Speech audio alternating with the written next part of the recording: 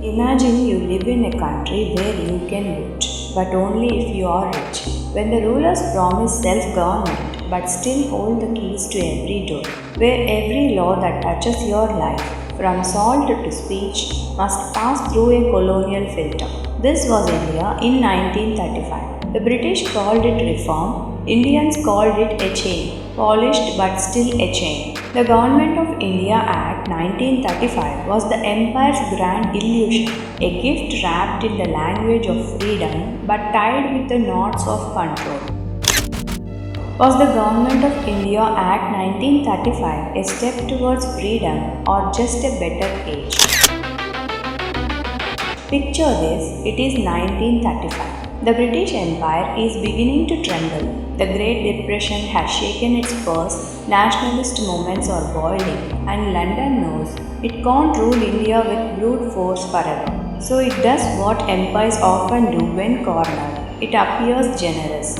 It announces the Government of India Act 1935, the longest piece of legislation in the British history at that time. But behind the polite words and parliamentary pomp lay a deeper question. Was this really about giving power to Indians or about keeping control through new tricks of governance? Let's break it down. On paper, the Act created a Federation of India bringing together British provinces and princely states under one roof. Sounds democratic, right? But here is the catch. The princely states never joined. They did not want to lose their privileges. Without them, the Federation was just an empty shell, a plan without a heartbeat. The British knew this, of course. They designed it so that even if the provinces got restless, the princes loyal to the crown could balance them out.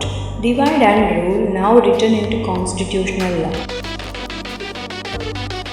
The Act promised provincial autonomy, a phrase that thrilled many Indian leaders. For the first time, provinces like Bengal, Bombay, and Madras could form ministries responsible to elected legislatures. The British Viceroy could no longer interfere, at least not openly. But wait, he still had special responsibilities and discretionary powers, meaning he could overrule any decision if it threatened British interests. So yes, Indians could drive the car, but the British kept the brakes.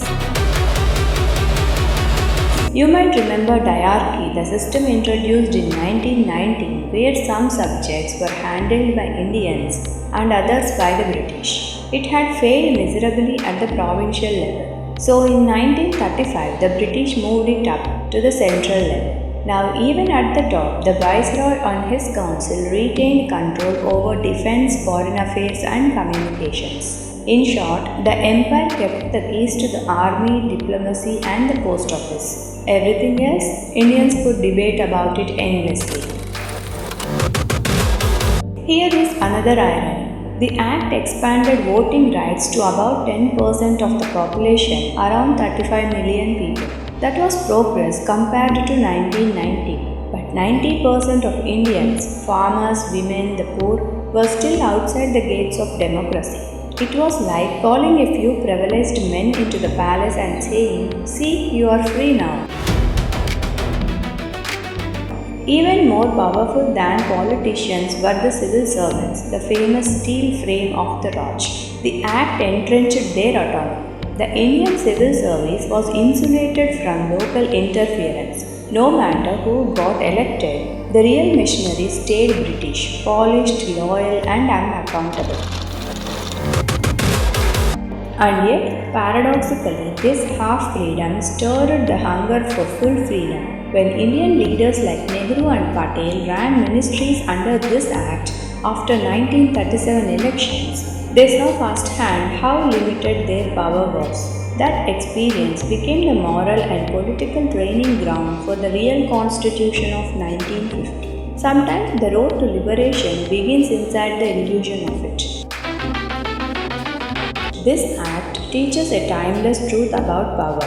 Reform without responsibility is manipulation.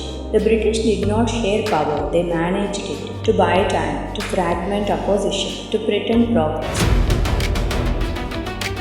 So yes, the act failed as a constitution, but it succeeded as a rehearsal.